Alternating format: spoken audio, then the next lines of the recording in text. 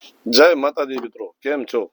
તો વાત કરવાની કે હમણાં જે સુરતમાં ટ્રાફિકનો દિવસા દિવસ સમસ્યા વધતી જાય છે, જેથી કરીને એક પીઆઈ સાહેબે નિવેદન આપ્યું છે કે ડ્રાઈવરોના લાયસન્સ રદ કરવાના જો અહીંયા ગાડી પાર્ક કરશે તો સાહેબને જણાવવાનું, વિડીયો શેર પણ કરજો જેથી કરી સાહેબ સુધી પહોંચે. સાહેબને જ જણાવવાનું કે સાહેબ તમે અંદર અમને એન્ટ્રી કરવા જ ના દો. પહેલી વસ્તુ તો તમને સામેથી કહી, તમે અમને અંદર એન્ટ્રી જ ના કરવા દો. તમે અંદર અમને એન્ટ્રી કરાવશો ત્યારે અમને બપોરે 12 નીકળવું પડે ને નો એન્ટ્રીમાંથી, તો અમને એન્ટ્રી જ ના થવા દો. સવારના ભાગમાં જ વહેલા તમે પોલીસ સ્ટાફને ઉભો રાખો જેથી કરી કામરેજથી અંદર ગાડી કોઈ જાય જ નહીં.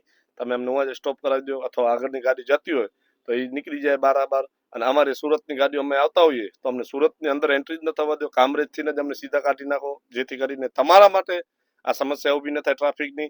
અને અમારું લાયસન્સ રદ કરવાની જે તમે વાત કરી, અમારું લાયસન્સ રદ ન થાય. બાકી તમે જો અંદર એન્ટ્રી કરવા દેશો તો અમારે ગાડી બપોરના ઉપાડવાની હોય તો અમારે સુરતની અંદરથી બહાર નીકળશું તો કામરેજ તો ગાડી ઊભી જ રહેવાની છે. પિકઅપ હોય, ડ્રોપ હોય, કંઈ પણ હોય, અમારે ગાડી સ્ટોપ કરવી જ પડશે. પછી તમારા સ્ટાફને આવી અને અમને ધાક ધમકી કરે અને અમારું લાયસન્સ રદ કરે એવું અમારા માટે શું કામ જોખમી કારક ઊભું કરો છો? તમે જ પોતે જ નિયમ બહાર પાડી દો કે ભાઈ સુરતની અંદર ગાડી તમારે સવારના ભાગમાં નાખવાની નહીં. તમે એમ કહો છો કે સવારના નો એન્ટ્રી નથી હોતી, ગાડી અંદર હાલી જાય, તો સાહેબ સવારના નો એન્ટ્રી નથી હોતી, ગાડી અંદર જાય છે તો અમારે કાયદેસર બપોરના અમારી ગાડી લાગે તો અમારે બહાર કાઢવી જ પડે છે.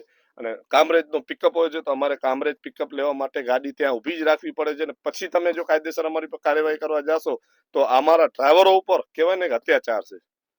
આ ડ્રાઈવરો ઉપર અત્યાચાર થયો કહેવાય, કારણ કે અમારે પિકઅપ પેસેન્જર લેવા માટે ગાડી સ્ટોપ કરીને જો તમારે જગ્યા ટાઈમે પોલીસ સ્ટાફ પહોંચી આવે અને અમારે જેમ તેમ બોલે, કારણ કે જો કે અમને ગાર સિવાય તો કોઈ સ્ટાફ બોલાવતું જ નથી. અમને અમારે ગાર જ અમારા કિસ્મતમાં લખેલી હોય છે. તમે જે રીતના વાત કરો છો, તમારો જે વિડીયો જોયો એ રીતની તમે વાત કરી છે, તો તમે પણ કયો જ છો કે કાયદેસર ડ્રાઈવરોનું લાયસન્સ રદ કરશો અને આ પ્રક્રિયા ચાલુ છે. તો સાહેબ ડ્રાઈવરોનું લાયસન્સ રદ કરવાનું આમાં કોઈ આવતું નથી.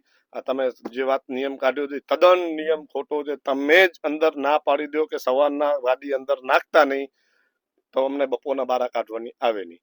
રહી વાત પેસેન્જરની, તો પેસેન્જરને જવાબ તમે આપી દેજો કે ભાઈ અમે નો એન્ટ્રી કરાવી છે. સુરતમાંથી પોતે પેસેન્જર બહાર આવશે, રોજનું થઈ જશે એટલે પોતે ઓટોમેટિક પેસેન્જર બહાર જવાવાળો આવશે. બાકી આ લક્ઝરીના ડ્રાઈવરો ઉપર ખોટો અત્યાચાર કરો છો. અમારું લાયસન્સ રદ કરવાનો તમને કોઈ અધિકાર નથી. તમે આ નિયમ બહાર પાડો એ તમારી જવાબદારી છે અને અમે ફોલો કરશું એ અમારી જવાબદારી છે. બસ આજ તમને કહેવાનું હતું. બાકી લાયસન્સ કદાચ તમે અત્યારે રદ કરવાની પ્રક્રિયા ચાલુ કરી હોય અને અથવા કોઈને કર્યા હોય તો મહેરબાની કરી એનું લાયસન્સ ચાલુ કરાવી નાખજો. અમારું ઘર કેમાં લે છે એ અમને ખબર છે, એ લાયસન્સ ઉપર જ અમારું ઘર હાલે છે. બાકી કોઈ શેઠ અમારી પૂછા નહીં કરે. બસ આટલું કહી આપ સૌને મારા જય માતાજી. વિડીયો શેર કરો જેથી કરીને સાહેબ સુધી પહોંચે. જય માતાજી.